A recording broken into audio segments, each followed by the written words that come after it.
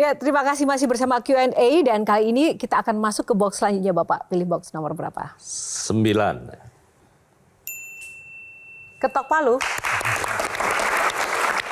Nah, sebelum kita masuk ke ketok palu dan pembahasan yang lebih seru lagi, kita ada love meter, Pak. Love meter nanti kami akan tampilkan gambar-gambar di layar. Bapak silahkan menilai dari 1 sampai 10, itu nilainya berapa? Kecintaan Bapak tentang sosok-sosok ini ya, Pak. Gambar yang pertama. Nah, 1 sampai 10 berapa, Pak? 8. 8. Ada alasannya nggak, Pak? Saya menghargai kreativitas yang muncul dari Agnes. Ya. Dari kecil, saya dulu ikut ya pada saat beliau jadi presenter cilik. Lagu apa saya udah lupa. Tralala Trilili. Iya, Tralala Trilili. Ya. Sama Kak Nunu. Dan sekarang bisa berkarir di dunia internasional dan yang paling menurut saya baik, dia tidak melepaskan kewarganegaraan Indonesia. Tadi Agnes, sekarang? Nah, 1 sampai 10. Sama 8. Karena tadi timbangan harus adil ya, Pak? Oke, kalau Dani ada penilaian alasan? Saya suka Pak Ahmad Dhani, personalitinya dia sangat strong ya. Jadi prinsip-prinsipnya juga baik.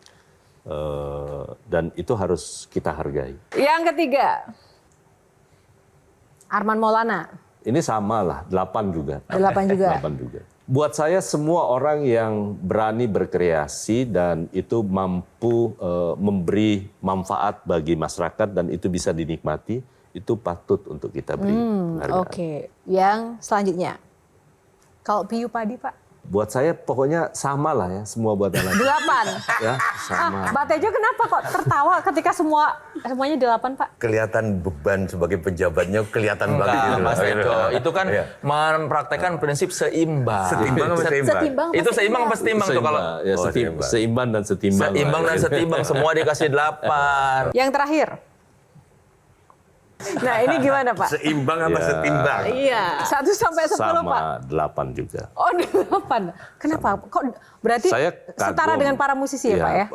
Ini kan bukan soal profesi. Ya. Buat saya adalah personality itu penting.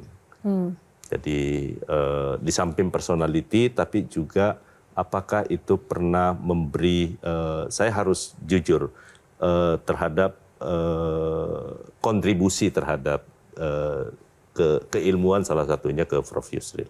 Saya banyak belajar sama beliau.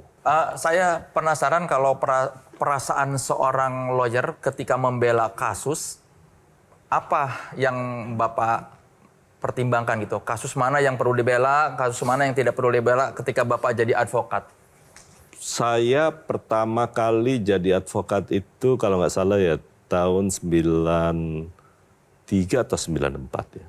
Tapi nggak berlangsung lama. Dan ternyata saya menyadari dunia advokat bukan panggilan hidup saya. Yang lebih terpanggil untuk apa, Pak? Nah, setelah jadi lawyer, tiba-tiba ada peluang untuk jadi dosen. Saya bilang sama almarhum Pak Rektor di Universitas Tadulako, Pak, kalau saya mau mendaftar, saya harus yakin dulu, saya lulus sebelum ujian. Ya, saya bilang. Jadi kalau saya nggak dijamin lulus sebelum saya ujian, saya nggak akan mendaftar. Tapi almarhum Pak Rashid ya, Rektor Universitas Tadulako waktu itu, beliau sampaikan, udah kamu daftar aja. Nah kebetulan saya magister itu magister agraria.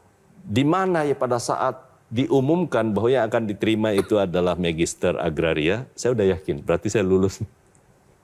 Saya lulus. Jadi Bapak terpanggil untuk jadi dosen. Jadi dosen. Sampai sekarang masih ada panggilan itu, Pak? Saya 13 tahun ya mengajar di Universitas Tadulako sebelum akhirnya saya memutuskan untuk mundur.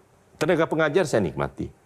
Karena itu bisa berbagi. Tetapi ternyata panggilan jiwa politik saya itu lebih. Kalau sekarang jadi Menteri Hukum, posisinya tepat nggak? Buat saya kalau ditanya, ini jujur. Bukan karena tugasnya, tapi karena tantangannya. Lebih suka di DPR atau di eksekutif? Saya bilang jujur, lebih senang di DPR. Kenapa?